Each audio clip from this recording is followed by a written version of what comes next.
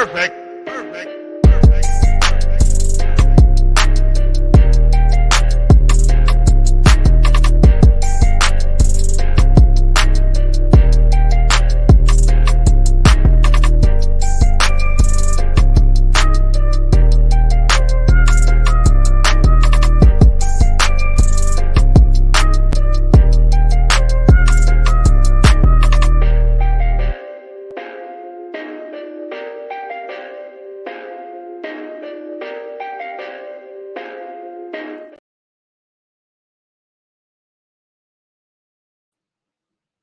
All right, everybody, what's going on? And welcome to today's edition of SWAC Talk, the show we cover the SWAC inside and out. I'm your tour guide around the SWAC, see what else coming at you. And you know, it's Tuesday, so that means it's time for the HBCU Top 10 and Point Spread Show. Man, we had an eventful weekend this weekend, man. We had an eventful Sunday. And so now it's time to put some of this stuff in order, man, and come up with our top 10 heading into week 11. Things are still kind of the same at the top, a little bit of a shakeup in the middle and some changes at the bottom. So this is a kind of updated top 10, a few teams in, a few teams out, a couple of teams teetering on the brink. But before we get into all that, man, y'all know y'all can check out those socials. Facebook is SWAC Talk, Instagram SWAC Talk, Twitter SWAC Talk 76. On there, we have our weekly show schedule. You can catch the week 11 the week 11 preview on Wednesday, SWAC Smoke live on Thursday, 6 p.m. Central, 7 p.m. Eastern, and our week 11 recap coming at you on Sunday. And then next Tuesday is our HBCU Top 10 and Point Spread Show, and I'm aiming for either this Monday or the Monday after that to drop my my SWAC basketball preview. I know the season basically starting tonight for some teams, but you know we're gonna kind of go over that stuff as we get a little bit closer to the end of football. But I'm gonna probably try to do it either this week or next week. So stay tuned for that because basketball is almost here, and for a lot of our teams, it's already basketball season. So you know, let's go ahead and start to see what's what. But before you do all of that, man, I'd like to thank everybody who subscribed already, man. We had a nice little boost in subscribers these past couple of days, so thank y'all for hitting that button. Anybody else that's watching and you haven't subscribed yet, man, why don't you go ahead and hit that button. Hit that like button too. Share and comment your thoughts on this video or any other video. And feel free to hit that join button if you'd like to become a member of the channel. If you would like to just support the show. Without that, you can donate to the Cash App, $SWAC Talk. Anything would be appreciated. And now on to our top 10. So the top spot remains the same. Nothing's changed there. North Carolina Central remains in the top spot. They are on a roll. They have not lost since they played UCLA earlier in the season. They're on a 6-game winning streak. And they are 3-0 in conference right now, 8-1 overall. So they are 2 games away from wrapping up the MEAC. They play Howard on Saturday in a game that it still has some big implications. It's still a game that they need to win. They can't afford to drop this game. But some things happen. We'll talk about later on in the show that kind of maybe lessen the impact of this game a little bit. But that's still a tough, that's still a big game for them. They're at Howard, so that's always something to be careful of. Last week they defeated Norfolk by a score of 38-24. So they're playing really well, man. They've won their last 2 conference games by double digits. So you can look at this team as being being the consensus number 1. They haven't shown anything to not have them at number 1. So that doesn't change. Number 2 is the same, and that's FAMU. They are 8-1 now after defeating Alabama A&M by a score of 42-28. The Rattlers have found, they found something that works. Alabama A&M gave them a tough time in the first half of this game, but they were able to basically, outscore them in the second half as usual and pick up the dub. They are 7-0 in conference. They are the East Division champs. They have 1 conference game left next week, but this week they step out of conference to play Lincoln. So that's the game that they should name their score. But they're trying to win out. They've won 7 in a row. So they are very, very hot right now, and they have not lost a SWAC game in quite some time. So they are, they are pretty much on fire right now, and they are the number 2 team right now. And I mean, you can probably make a case for them to be number one if you like. I hear it, but right now I think Central is my number 1 team, pretty wholeheartedly. Number 3 is Alcorn. They jumped up from number 4. They put a thrashing on Southern on Saturday, 44-21. They are now 6-3 overall, and in conference play they are 5-1. They are in the driver's seat in the West Division. They haven't wrapped it up yet, but as long as they don't, they got a little room for error. But as long as Prairie View drops a game, and they went out, then if they went out, they're fine. If they drop a game, they need Prairie View to drop a game, and then they'll be fine. So they are pretty much in the driver's seat, and they are buckling the seatbelt right now. They haven't started carb yet, but after this week, they could possibly be starting the carb and heading to Tallahassee. So the Braves are at number 3. Played a really, really good game against Southern in offense, defense, special teams. They were sound. One special teams turnover was all they had. That was a nitpick, but this team played a dominant game on Saturday, and they defeated the team that was tied with them. They just thrashed them. So the Braves are on a 5-game winning streak, and they're looking pretty good. They play Texas Southern on Sunday because a stadium conflict in Houston. So that game is on Sunday instead of Saturday, so they get an extra day of rest to get ready for that game. But they play TSU this week, and they close out at Jackson State next week, which is a big, big game that can really have some big implications. Or it could change some things depending on how this week game goes. But that's where Alcorn is now. They're my number 3 team. Moving up from number 5 to 4 is Bama State. They beat Grambling 17-6 in a game that they led that game 17-0 before Grambling finally got on the board. Defensively, Bama State shut Grambling completely down. This defense is right now. They're playing. They're the. I wouldn't be hesitant to say they're the best defense in the league right now. If not best, then they tied for best between them and FAMU. They are very dominant defense. Offensively, they're still not really clicking on cylinders, but they are able to score enough points to win now. Keyshawn Johnson continues to be a force on their offense, and they go to Valley this week in a game that they'll be favored in. Against the Delta Devils, but the Hornets are shaping up to finish with a really solid record this year. They're, like I said, they 5-3 overall, 4-2 in conference. They close out with Prairie View and Tuskegee after the Valley game, so they could honestly win all 3 of those games and find themselves finishing at 8-3. Which for some people some people thought they'd be 5-6, 6-5. That's where I was with them, but they could honestly finish 8-3, which would be a really, really good thing for them this season. So the Hornets continue to play well, and they're a very dangerous bunch. They're peaking now at a good time, even though they can't win a division. My number 5 team is Jackson State. They moved up from 6. They beat Tennessee. They beat Texas Southern by a score of 21-19. In a game they led 21-0, but TSU was able to make a late run at them and kind of make the game a whole lot closer than it probably should have been. TSU could not convert a 2-point conversion, and they ended up losing. But Jackson State has been, they've kind of gotten some things together now.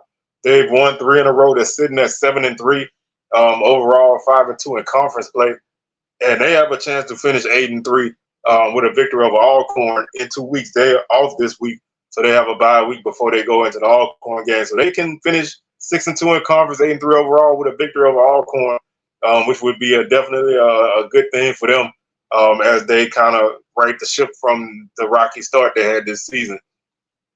My number 6 team was my number 3 team, and that's Tennessee State. They took a tumble in my poll. They lost to Charleston Southern by a score of 35-21. The Tigers, this was a game I thought they would win this game because Charleston Southern's 4-5. Well, they were 3-5 coming into that game, and they were 0-1 in their portion of the Big South OVC. And I thought TSU would be able to get this win, but they lost this game by a pretty decent margin. So that's kind of a step back for me. I'm really kind of surprised that they dropped that game. So it kind of hurts a little bit, but they're still 6-3. They're 1-1 in conference, and they still have a good chance of making some noise in the conference. They've already lost to UT Martin, who is in front of them, so that they probably wouldn't be able to win it outright. But they can find themselves in a good spot, maybe find themselves in the playoffs. They don't play Southeast Missouri, so that's the only other team that's ahead of them in the OVC portion of the Big South OVC. They close out at Eastern Illinois and at home against Tennessee Tech. Eastern Illinois is 6-3, 1-2 in conference, and Tennessee Tech is 3-6, 0-3 in conference. So a tough game, and a game that should maybe not be that tough, but you can't really, count the chickens for the hatch. But that was a tough loss for TSU right there, and it cost them a few spots in the poll. Number 7 is Hampton. They move up from number 10. They had a comeback victory over Maine, 42-35. Maine led that game for good portions of it, but Hampton was able to make something happen and get themselves a victory, a much needed victory, as they broke a losing streak. They were trailing 28-14 at the half before they actually scored 28 points in the second half, holding Maine only 7 in the second half. So they had a huge second half. Elijah Burrs had 173 yards and 4 touchdowns on the ground for the Pirates. So a really big game for them. And that bumps their record up to 5-4, 3-3 in conference. Again, this was a team that a lot of people thought, me included, thought that they would not win a game in conference other than maybe if they beat A&T. But they are 3-3 right now, and they in a big log jam with a bunch of teams. So they are in a pretty good spot, 3-3, 5-4 overall. They won 2 games in a row at this point, so they are looking pretty sharp. They look like they're kind of getting things back together as they close out their season at home against William and Mary, and then at Elon. So they have two games that are gonna be pretty tough. William and Mary is also 3-3 in conference, and they're 5-4 overall.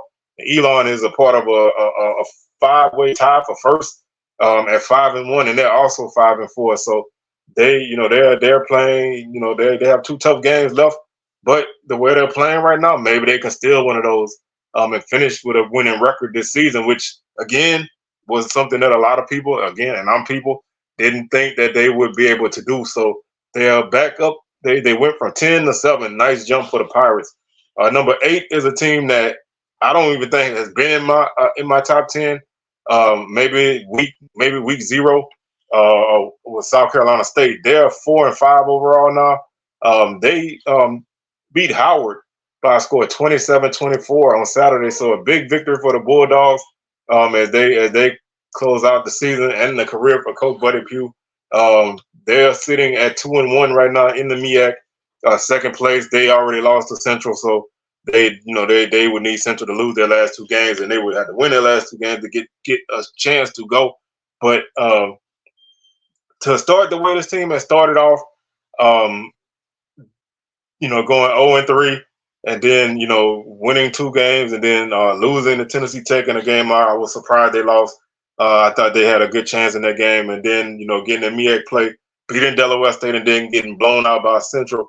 You win against Howard, who is a tough opponent, and you find yourself in a decent spot now. Like I said, now you're 2-1 in conference, and 4-5 overall. You win these next 2 games, you finish at 6-5 and 4-1 in conference. Which at the beginning of the season, I wouldn't even thought that this team would win two games overall, let alone be on pace for 6. So this is a nice late season turnaround for the Bulldogs as they find themselves jumping up from unranked to number 8. Another team that jumped from unranked to ranked is Prairie View. They jumped from unranked to number 9. They beat Pine Bluff 38-14 in a game that they held Pine Bluff to 1 yard passing That in and of itself deserves some recognition. That's something that you won't hardly ever see in major college football, any level of college football. That doesn't happen very often. So defensively, they played a really great game. Offensively, they were pretty solid. One of their better efforts, and they picked up a 38-14 win, and they're 4-5 right now overall, and they still are in the hunt for the West Division. Although they would need Alcorn to lose a game, and they would need to win out because they do have the tiebreaker over Alcorn because they beat them 23-20 earlier in the season. So that's something to keep in mind. That Prairie View is not out of the race. If Alcorn drops one of those two games and Prairie View wins out, they could find themselves in the SWAC championship. They close out their season at Southern on Saturday and at home against Bama State. Neither of those games are easy, but they are games that are very winnable. So they have a chance to win out and find themselves in a good spot. But it all starts with a win on Saturday against Southern. And rounding out my top 10 is I really, really, really wanted to drop this team out of my top 10, but nobody else really who could have been ranked in that spot, they didn't win. So I couldn't jump a 3-5 team in my poll, and I couldn't, put anybody in who is unranked. So Southern's my number 10 team, and they are hanging on by a thread. They're 5-4 and 5-4 overall, and 4-2 in conference. That Alcorn loss, not that they lost to Alcorn because I picked Alcorn to win the game. I picked Alcorn to win this game when I did my preseason predictions, and I picked Alcorn to win the West Division anyway. So not losing to Alcorn is the reason why Southern dropped like a brick. Southern dropped like a brick because the way they played in this game, they just did not look good. They did not look sharp. They looked undisciplined, and Alcorn caused a lot of that. Alcorn beat them up. Alcorn bullied them. Alcorn had their way with them. So, as a team who is supposed to be a championship contender, you can't lose games like that. You can't lose 44-21 with 5 turnovers and 100 and something yards of penalties. You can't do it. That just cannot happen. So they dropped from 7 to 10. They have to turn it around right now because they play a Prairie View team who still realizes that they have a lot to play for. And they also want to get some revenge for Southern beating them last season. So if Southern wants to, salvage their season, it starts on Saturday. They have yet to play a good offensive game this season. And if you played 9 games already, you haven't played a good game on offense, you're probably not going to play one. So that makes it tough to pick Southern. But they are hanging on at the number 10 spot. My honorable mention teams or others receiving votes, whatever you want to call it. Howard is 4-5. They dropped out because they lost to South Carolina State in a game I thought they probably should have won. They are still in the mix in the MEAC. I mean, they played North Carolina Central on Saturday, which is huge for them. If they were to win that game, they would put themselves in a tie for first place with Central and hold a tiebreaker. So they're not out of the hunt. They're not out of the race at all. They hold the cards in their hands with that game, and then they close out at home again. They close out at home against Morgan. So they have 2 games in a row at home to close out the season. My other teams who are on that honorable mention are Alabama A&M. They played a pretty solid first half against FAMU. I can't really punish them for that. They just dropped out because they were already out. They were already out of the poll in week 10, so they couldn't get back in. But they played a really solid first half against against Florida A&M, but couldn't get over the hump.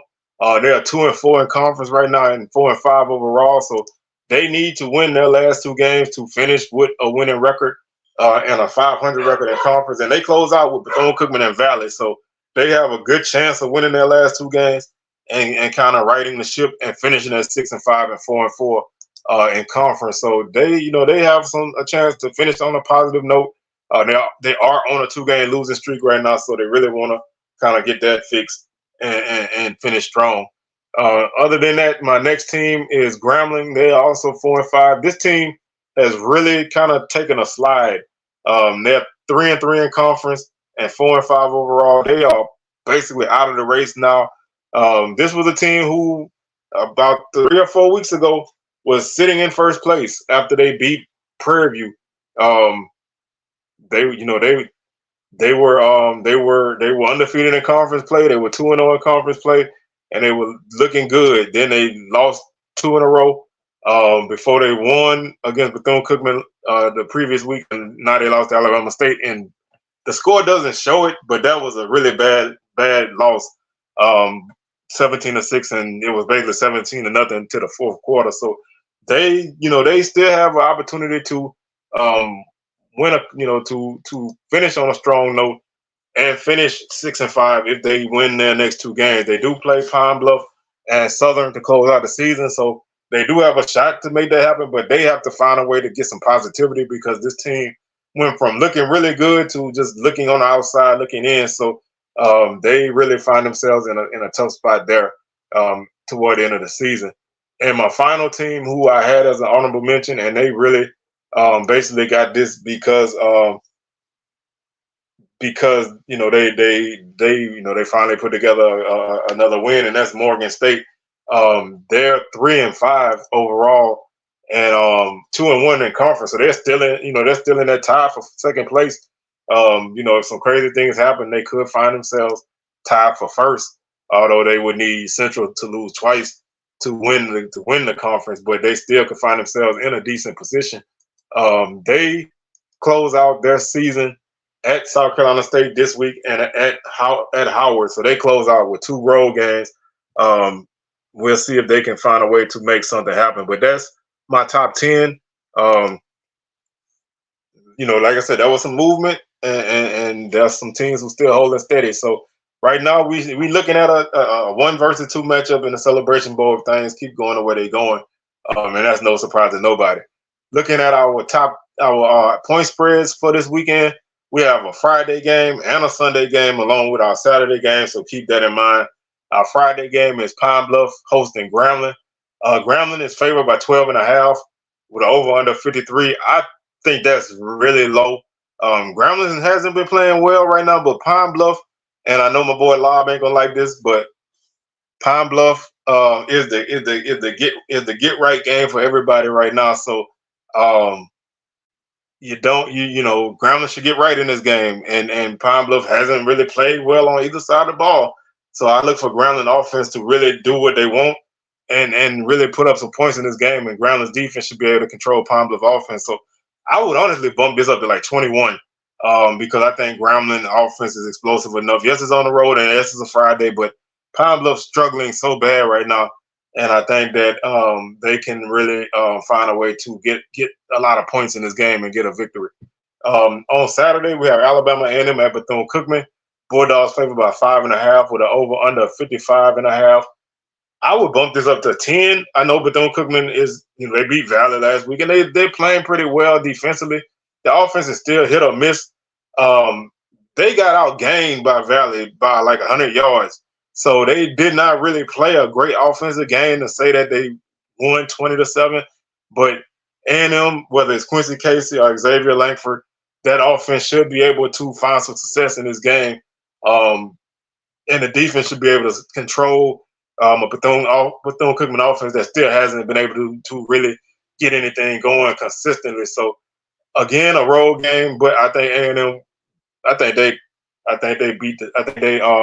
can win by more than 5.5 in this one. So I like the Bulldogs to win this one by, like I said, by maybe 7 or 8. Because I think Bethune-Cookman gonna fight, but I don't think they'll be able to get much going after that. Lincoln is a 36.5 point underdog to FAMU, over under 56. I don't have any problem with that. I think that could probably be higher with FAMU's defense. But I think FAMU gonna just take care of business early and get out of there, knowing that they have the Florida Classic coming up next week. You don't want to get anybody hurt in this game. You want to go ahead and get your reserves out there. FAMU defense is gonna make life impossibly hard for Lincoln. So I barely see Lincoln scoring a touchdown. The offense should be able to name their score. Special teams will probably score a touchdown in this game. So 36.5 is not a problem. I can see it being higher, but 36.5 is not a problem there. But I think the Rattlers win that one fairly comfortably. Prairie View is a 9.5 point underdog to Southern. I just like last week, I have a problem with that one. Southern offense has just not been playing well. And last week they turned the ball over 5 times. Southern had 115 yards of penalties or whatever it was. They just are not playing well on offense, and defense has kind of slipped back the last 2 weeks and given up a ton of yardage in both games. So I look at this as a Prairie View team that hasn't played consistently. The defense hasn't really been that great, but they played a really good game against Pine Bluff last week. And this is a team that could run the ball, and with Trezon Connolly and Spiller and Jenkins and some of those guys, they can throw the ball too. They're gonna come in this game hungry, knowing that they have a lot to play for.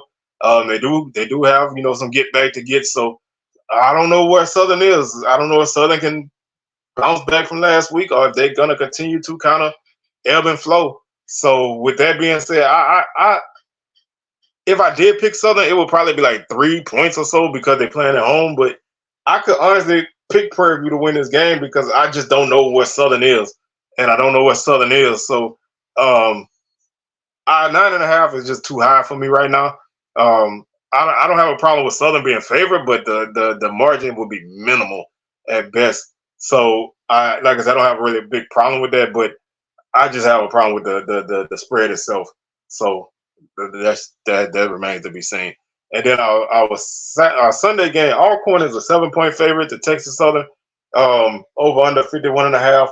TSU is a team that can move the ball on the ground. They ran the ball for over 200 yards last week against Jackson State and over 300 against Southern the week before. So the last 2 weeks, they ran the ball for over 500 yards against two of the better defenses in the league. They just can't finish games. They lost to Prairie View early in the season by 3. They lost to Southern by 6. They lost to Jackson State by 2. These are games that they needed to win, and they haven't been able to do it. They did lose to they lost to FAMU by 10 points. They lost to Grambling by 12. I mean, they haven't in conference play. They haven't been blown out. So they have some weapons on offense. The defense seems to be coming around a little bit. They do have a lot of injuries though, so that's the one cause for concern. But I think Alcorn's playing really, really well right now. And if they play at the level that they played at Saturday, they play that way this week, they'll win this game by at least two to three touchdowns. But I don't mind that 7-point spread because TSU had a habit of making these games close in conference. And I think they're going to try to make it closer, but I think Alcorn's playing out on a different level right now. And I think the Braves, I think they cover the spread pretty easily. Other HBCU games that we have on the schedule, we have we have South Carolina State is a 1.5-point favorite over Morgan State, over under 46.5. Should be an interesting game. Morgan has a great defense, and South Carolina State's offense has been getting better week by week. They're young. They got some young guys, but they're getting better week by week. The young running backs are playing better. So I think that's going to be a tight game, and I don't mind that margin with South Carolina State playing at home. Norfolk is a 9-point favorite over Delaware State. Delaware State has had a rough go of it this year. I think that they will. I think they will find a way to make some things happen. South Carolina State, Delaware State is just having a rough go of it right now, and they really probably are just trying to get this season over with. They are 1-8 this season, so they haven't really had a lot of success this season. So that's not a good look for them. North Carolina Central is favored. Where is that game? They're favored by 8 over Howard. This should be an interesting game. Howard, they dropped the game last week to South Carolina State, but they're still a tough team. Last year, Central blew them out. They felt like they should have had another chance at them, so they get that chance this year. So they can try to right that wrong. So we'll see if they can get that done. But I think Central probably covers that spread. A&T is a 19.5 point underdog at Rhode Island. Aggies have had a rough season this year, so that's just a tough season for them right now. Hampton is a 12-point underdog at home to William and Mary. William and Mary is a very good team. They're playing well. Hampton's playing well, but I don't really have a problem with that margin either. And that should do it for our point spreads for this week. So interesting week of football. Like I said, maybe not as crazy as last week, but I think it should be fun. So that's gonna do it for today's show. Y'all catch our week 11 preview coming at y'all tomorrow.